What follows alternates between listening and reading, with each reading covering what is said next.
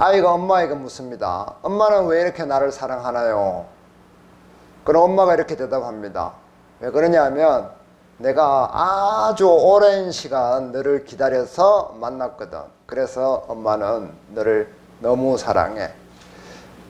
최소한 300일을 기다렸단다. 300밤을 기다렸어. 이게 얼마나 긴 시간인 줄 알아? 시간으로 바꾸면 7200시간이야. 그리고 너 초 알지? 초로 바꾸면은 2500만 92만 시간이야. 엄청나게 길지. 그래서 너는 엄마가 소중하게 생각을 한단다. 이렇게 말하니까 아기가 얘기합니다. 엄마, 그럼 나는 애 안 낳을래요. 왜냐하면 나는 그렇게 못 기다리거든요. 그렇게 아기가 대답을 하는 겁니다. 아기뿐만이 아니라 성장한 어른들도 기다리는 것을 굉장히 어려워합니다. 우리는. 그렇지만 본문은 우리에게 신앙생활에 있어서 사람에게 기다림이 필요하다라고 말해주고 싶습니다. 먼저 1절에서 7절에 보면은 이 에베소에서 12사람이 성령의 세례를 받는 사건이 나오죠. 그래서 이 에피소드를 두고 구원받고 난 뒤에 성령의 세례를 다시 받아야 된다라고 이야기하는 사람들도 있죠.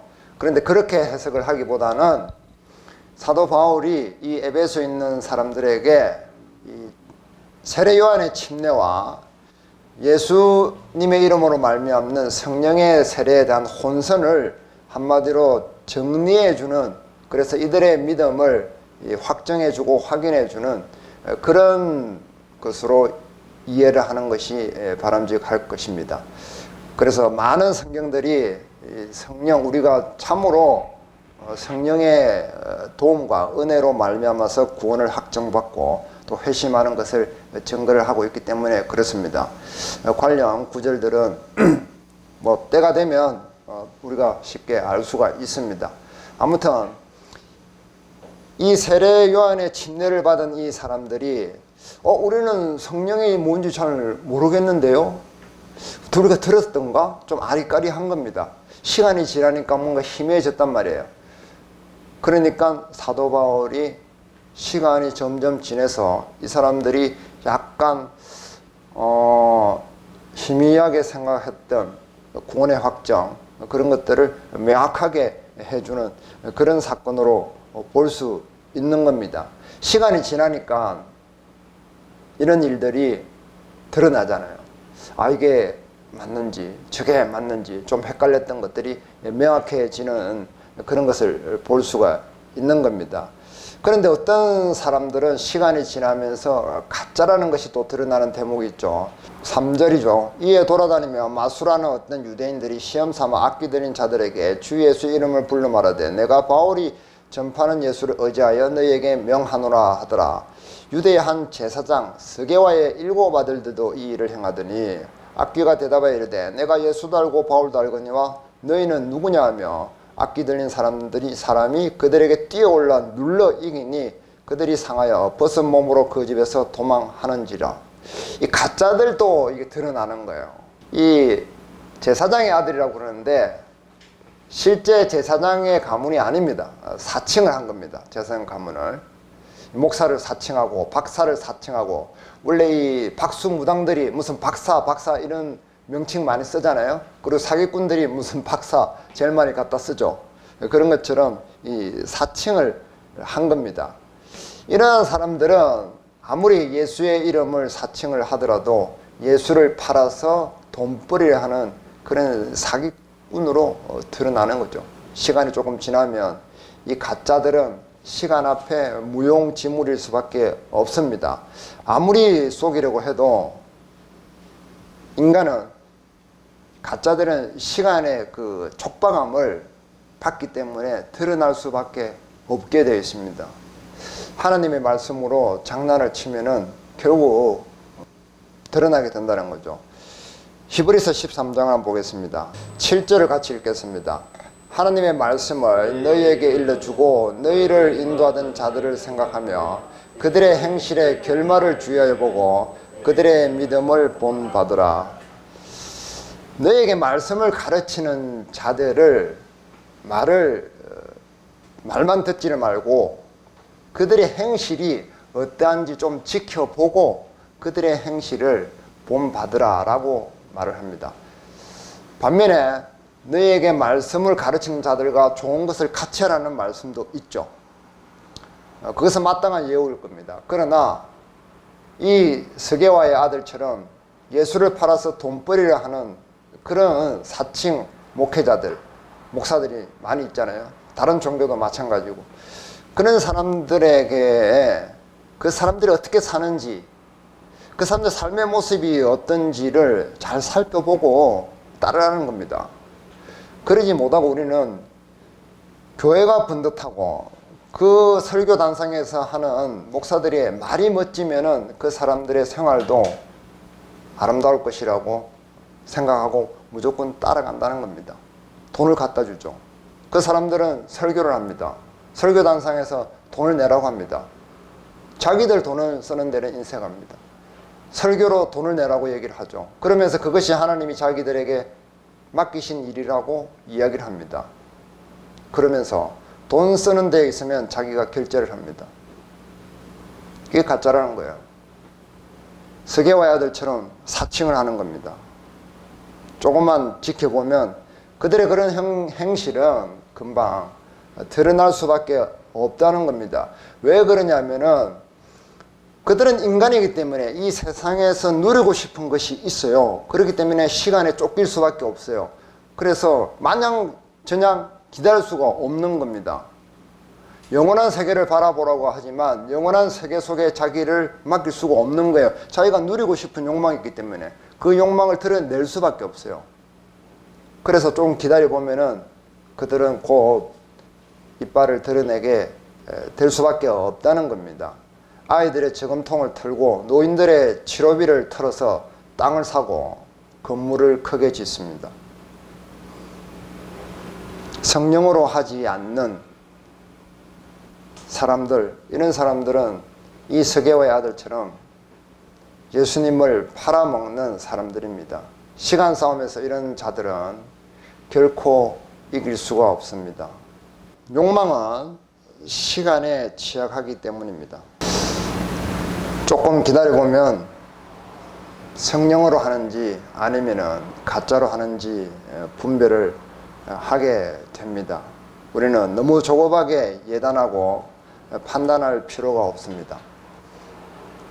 이 기다림에 가장 취약했던 대표적인 인물이 누굽니까? 우리는 사울로 꼽죠. 사울이 블레셋과 전쟁을 할 때 이야기입니다. 사무엘이 내가 올 때까지 기다려. 번제 드리지 말고 싸우지 말고 기다려 라고 일러주죠. 그런데 사울은 지키지 못합니다. 사무엘상 13장 블레셋 사람들이 이스라엘과 싸우려고 모였는데 병거가 3만이요 마병이 6,000명이요 백성은 해변에 모래같이 많더라. 그들이 올라와 베나웬 동쪽 믹마스에 진침해 이스라엘 사람들이 위급함을 보고 절박하여 굴과 수풀과 바위 틈과 은밀한 곳과 웅덩이에 숨으며 어떤 히브리 사람들은 요단을 건너 갓과 길르앗 땅으로 가서 사울은 아직 길갈에 있고 그를 따른 모든 백성은 떨더라. 긴박한 상황이 된 거예요. 이 블레셋 군대는 모래보다 더 많이 몰려왔습니다. 어찌할 수가 없습니다. 그나마 믿는 것은 사무엘 선지자, 그가 와서 하나님의 도움을 공식적으로 요청하는 겁니다. 근데 사무엘은 오지 않습니다. 그래서 어떡합니까? 내가 만약 이런 상황이라면 어떡하겠습니까? 무언가라도 해야 되겠죠. 가만히 있을 수는 없습니다. 가장 효과적인 게 하나님께 번제를 드리는, 하나님께 도움을 요청하는 것이라는 것쯤은 사울은 너무나 잘 알고 있습니다.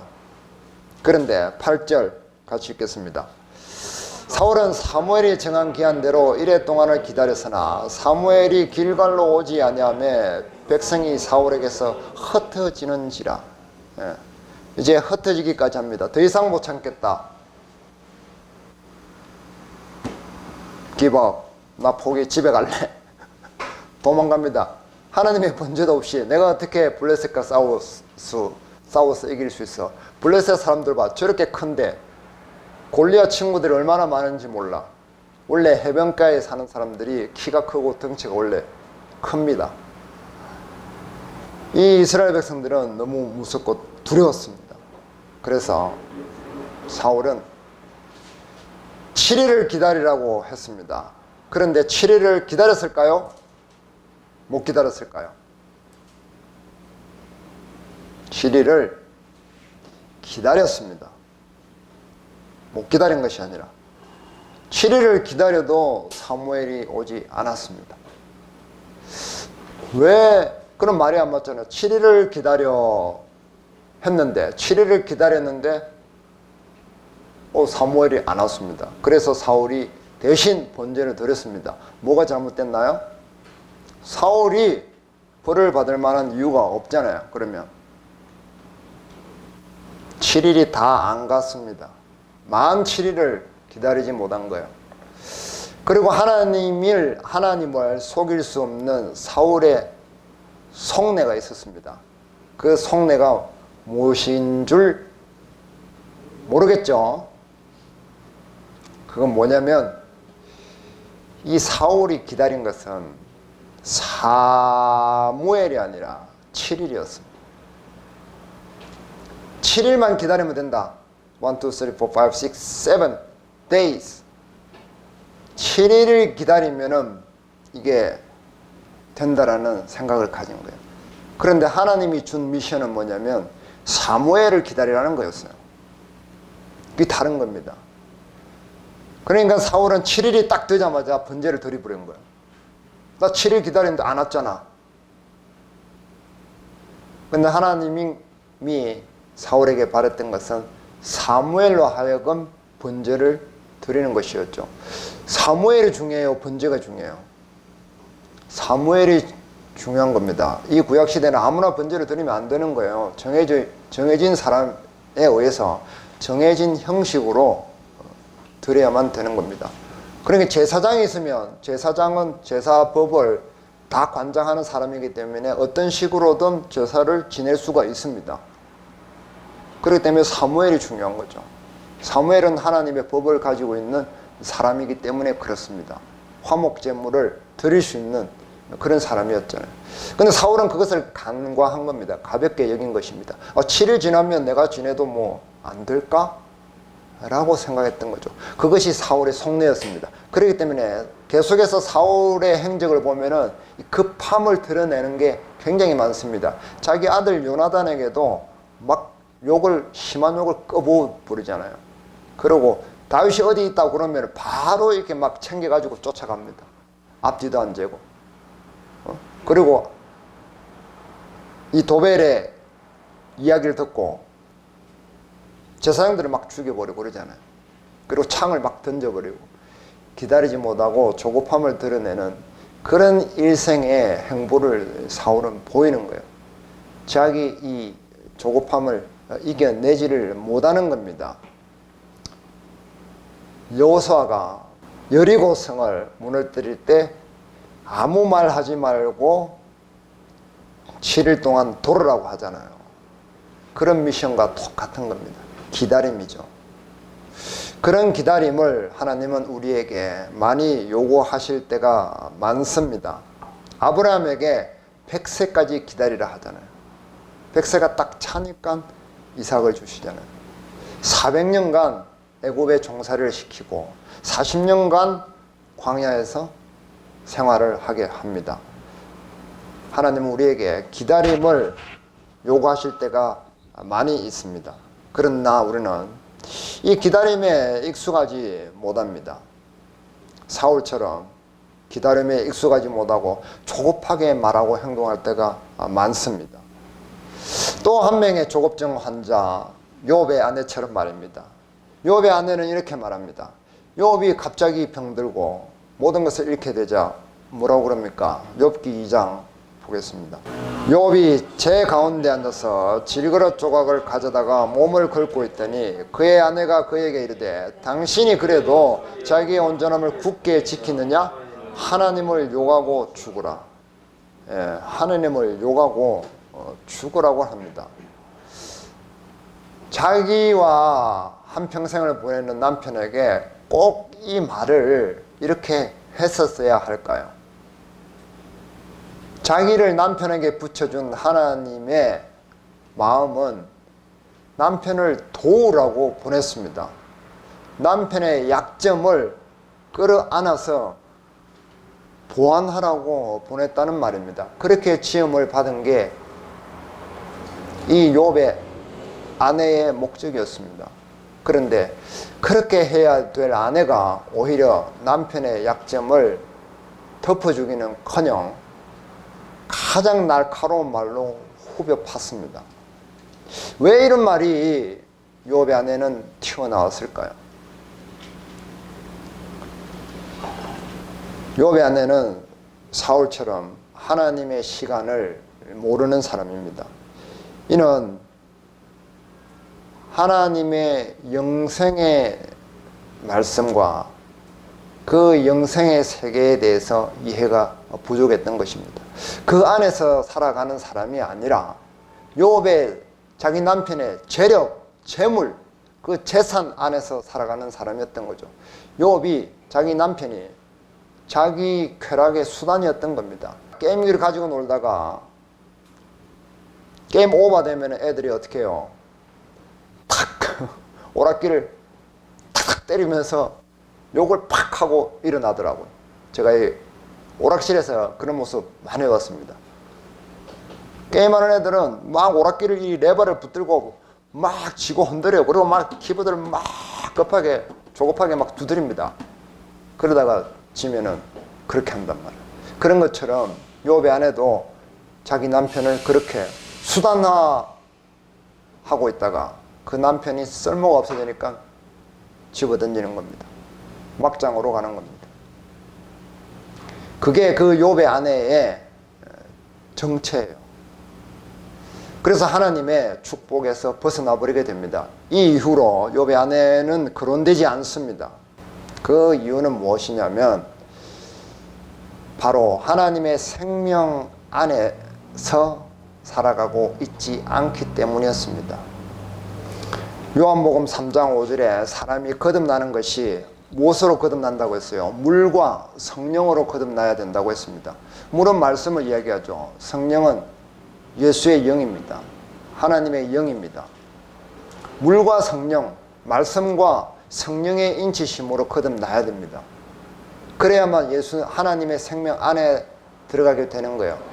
근데 요즘도 우리가 이 말씀으로 거듭났다는 사람들은 많이 보는데 정말 성령의 확정을 볼 만한 그런 사람들을 우리가 잘 보지 못합니다. 뭔가 문제가 있는 거예요. 그래서 분명히 말씀과 성령의 인치심이 같이 있어야 되는 거예요. 에베소 사람들처럼 우리는 성령이 무엇인지 이해가 되지 않습니다. 자기가 모르겠으면 그렇게 고백을 해야 되는 겁니다. 그런데 이 하나님의 생명, 영생에 관한 문제를 자기의 생명의 허점을 설며시 덮고 오물쩍 넘어가는 거예요. 그러니까 나중에 어떤 딱 상황이 탁 그거 하면은 드러나는 겁니다. 주로 어떨 때 많이 드러나요? 두 가지 경우를 보면은 대충 우리가 거의 알 수 있습니다. 첫 번째는 뭐냐면 자기 감정에 자극을 받을 때, 감정에 도전을 받을 때, 누군가 나의 감정을 건드릴 때 참지 못합니다. 그런 사람은. 그리고 돈 문제 보면 압니다. 돈에 대해서, 돈의 이해관계가 있을 때 판도를 바꾸는 사람들, 얼굴을, 표정을 바꾸는 사람들, 그런 사람들은 아까 가짜 사칭 목사들처럼, 사칭 제사장들처럼 하나님의 성령 안에 있는 사람들이 아닙니다. 로마서 8장 보겠습니다. 5절 6절 같이 읽겠습니다. 육신을 따르는 자는 육신의 일을, 영을 따르는 자는 영의 일을 생각하나니 육신의 생각은 사망이요 영의 생각은 생명과 평안이니라. 육신의 생각은 사망입니다. 욥의 아내의 말이 우리는 생명을 준다라고 절대 생각할 수 없죠. 사울이 했던 행동이나 그가 보였던 행보를 보고 우리는 생명의 일이라고 인정이 잘 안 됩니다. 사망을 향해서 쏘는 그런 말뽐새라고 우리가 당연히 생각이 쫓아갑니다. 그 사람이 진짜인지 아닌지 육신의 말을 하고 육신의 행동을 하는지 그 상대방의 생명을 참 존중하는 그런 말뽐새를 가지고 그런 언행을 가지고 있는지 그런 행실을 하는지 두고 보면은 조금 지켜보면 기다려보면은 드러나는 겁니다. 그러지 못한 사람은 이 시간이라는 조급함 앞에 정체를 드러낼 수밖에 없습니다. 인격을 죽이는 말은 성령님의 결재를 받고 하는 말이 아닙니다. 우리가 기다림에 약한 이유는 생명력이 없거나 하나님의 생명력이 없거나 또는 약하기 때문입니다. 시편 73편도 보겠습니다. 내가 어쩌면 이를 알까 하여 생각한즉 그것이 내게 심한 고통이 되었더니 하나님의 성소에 들어갈 때야 그들의 종말을 내가 깨달았나이다. 이 위에는 어떤 내용이 있느냐면 악한 자들이 너무 잘 되는 거예요. 그런 걸 보면서 내가 믿는 것이 헛된 일 아니야? 13절 보십시오. 내가 내 마음을 깨끗하게 하며 내 손을 씻어 무죄하다 한 것이 실로 헛되도다. 내가 하나님 앞에서 거룩하게 정결하게 사는 것이 무슨 의미가 있어? 저 사람들도 보면은 대대손손 저렇게 잘 되는데 하나님 안 믿어도 저렇게 잘 되는데 나는 하나님 믿는데 왜 이렇게 궁색하냔 말이야. 이거 뭔가 안 맞지 않아? 나도 저들처럼 따라갈까? 그런 마음이 자꾸 찾아오니까 그게 고통이 되는 거예요. 갈팡질팡하게 되고 이랬다 저랬다 힘든 거예요. 이리도 못하고 저리도 못하고 이래 가면 이게 걸리고 저래 하려면 저게 걸리고 이런 상태예요. 그런 상태에 있다가 17절 보십시오.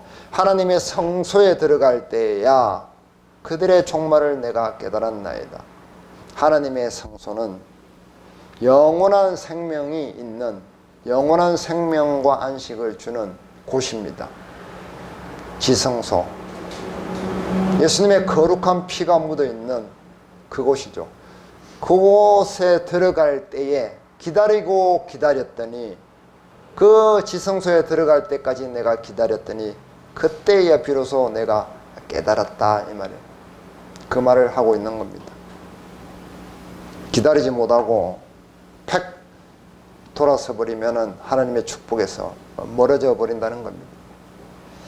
하나님의 생명을 깨달을 때에 우리는 기다림에 지치지 않을 수가 있는 겁니다. 하나님의 생명에 밖에 있는 것들은 다 풀과 같이 해가 나면은 말라버립니다. 그런데 하나님의 생명샘은 절대 마르지가 않는구나 라는 것을 깨달았다 이 말이에요. 그러면은 우리가 마음에 뭐가 생겨요? 평강이 생기는 겁니다. 평강이라는 친구와 영생이라는 친구는 서로 짝짝꿍이란 말이에요. 그래서 하나님의 생명 안에 들어가면은 평강이 찾아옵니다. 평강이가 찾아온단 말이에요. 평강 공주가 아니고 평강이가 자꾸 찾아오다 보면은 이 평강이와 자꾸 놀다 보면은 조급하지 않게 되는 거예요. 여유가 생기는 겁니다. 마음에. 길게 볼 수 있게 되고 영원한 세계를 볼 수 있게 된다 이 말이에요. 시간은 또 이렇게 조급함을 드러내는 역할도 하지만 또 한편으로는 하나님의 능력을 드러냅니다. 본문 보겠습니다. 사도행전 19장 17절부터 19절 함께 읽겠습니다. 에베소에 사는 유대인과 헬라인들이 다 이 일을 듣고 두려워하며 주 예수의 이름을 높이고 믿는 사람들이 많이 와서 잡아가요 행한 일을 알리며 또 마술을 행하던 많은 사람이 그 책을 모아 가지고 와서 모든 사람 앞에서 불사르니 그 책값을 계산한 적 은 5만이나 되더라. 예. 자, 하나님의 생명과 성령의 보증을 받는 사람들은 시간이 지나면 이런 일을 하는 겁니다.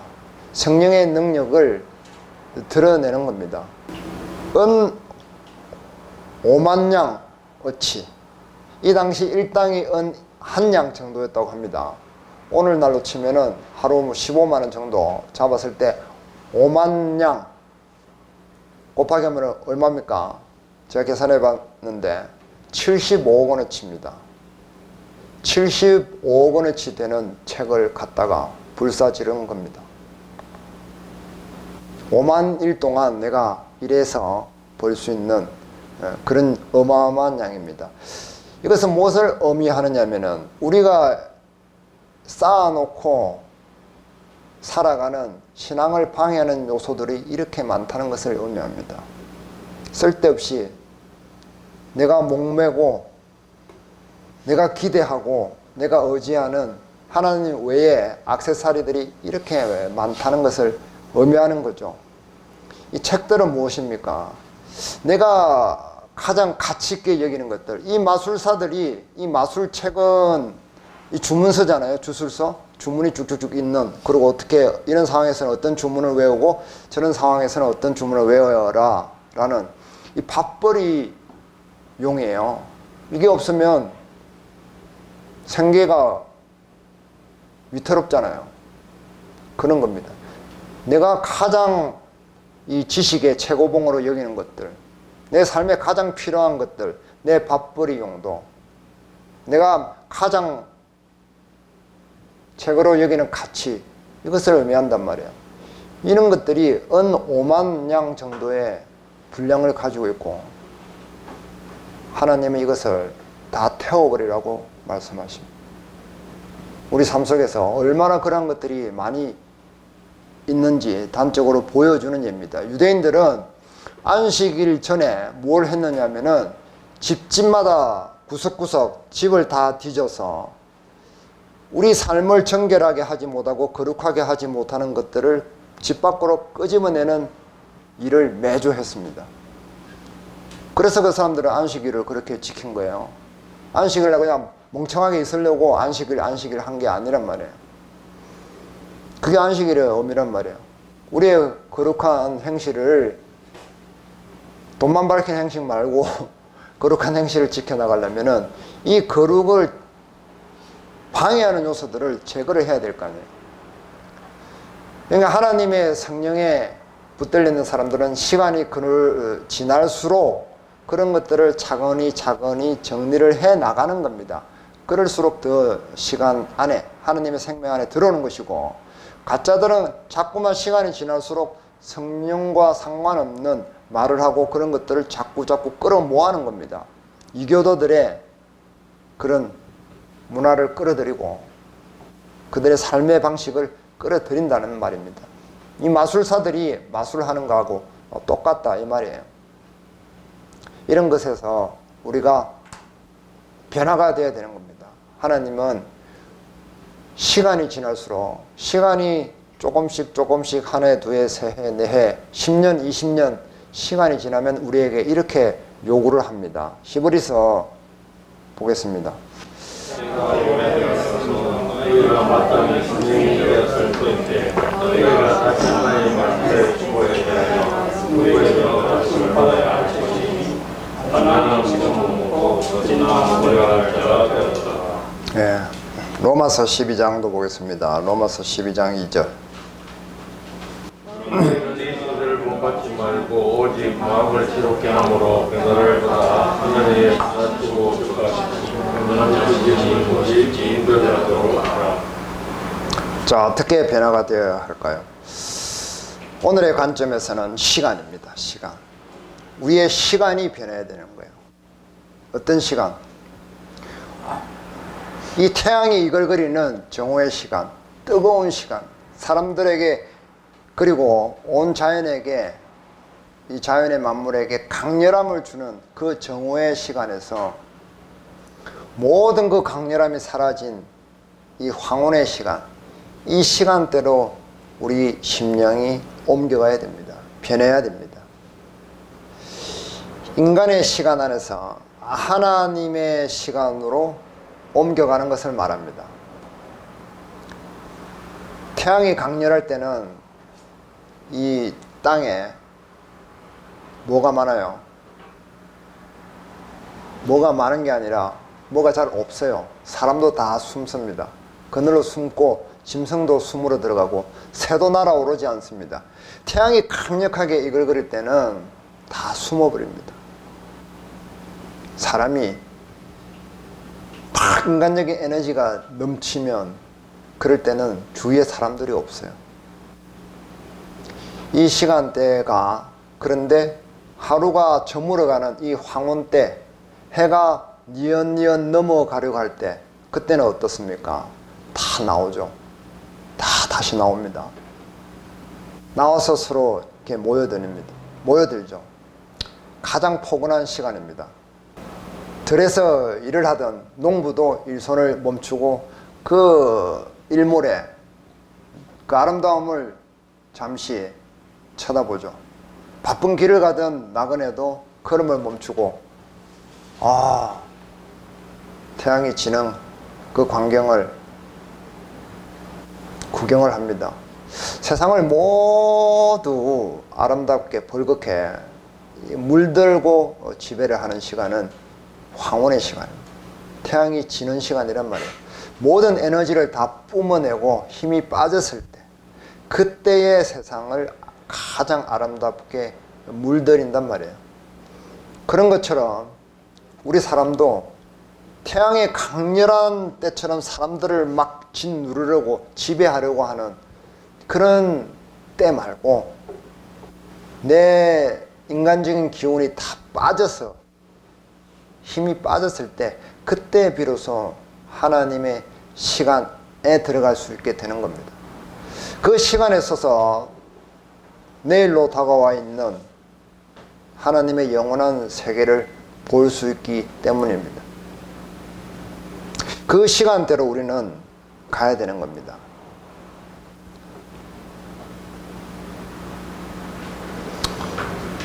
하나님의 생명 안에 들어가 있으면, 하나님의 생명은 어차피 영원 속에서 발견되는 것입니다. 내가 하나님의 영생을 받았다는 것 자체는 영원한 시계 속에 들어왔다는 말입니다. 그런데 우리는 조급할 필요가 없죠. 그래서 하나님의 영원한 세계를 바라보면서 살아야 되는데, 그 영원한 세계를 바라볼 수 있는 지점이 어디냐면, 내 인생의 황혼의 지점의 시계를 딱 멈춰놓고 바라볼 때 가능하게 됩니다. 내 눈에 힘이 빠지고, 내 몸에 도끼가 빠지고, 내 욕망의 액세서리가 줄어들 때, 풀어질 때, 그때라는 겁니다. 그때 하나님의 성령의 능력이 나타나는 것처럼 나도 사람들에게 하나님의 사람으로 드러나게 되고, 다른 사람들을 물들게 할 수 있게 됩니다. 이 김소연 시인의 그래서라는 시가 있습니다. 이 시에 보면은 이런 내용이 나오더라고요. 그래서 제가 캡처를 해봤는데, 내일이 문 바깥에 도착한 지 오래되었어요. 그늘에 앉아 긴 혀를 빼물고 하루를 보내는 개처럼 내일의 냄새를 모르는 척합니다. 그래서 모르는 척합니다. 내일은 자꾸만 다가오죠. 내일이 벌써 문 바깥에 도착해 있어요. 그러니까 우리가 할 일이 많아요. 빨리 뭘 해야지 라고 이렇게 조급하단 말이에요. 세상에 할 일이 많은 거예요. 그러나 이 태양이 보십시오. 이 길게 개 혀처럼 길게 혀를 내빼고 모르는 것처럼, 내일을 모르는 것처럼 한단 말이에요. 이 황혼의 시간에 들어서면은 긴 하나님의 영원한 세계를 볼 수 있게 됩니다. 우리 신앙의 지향점이 항상 내 인생의 끝을 붙들고 있는 그런 때라는 말을 하고 있습니다.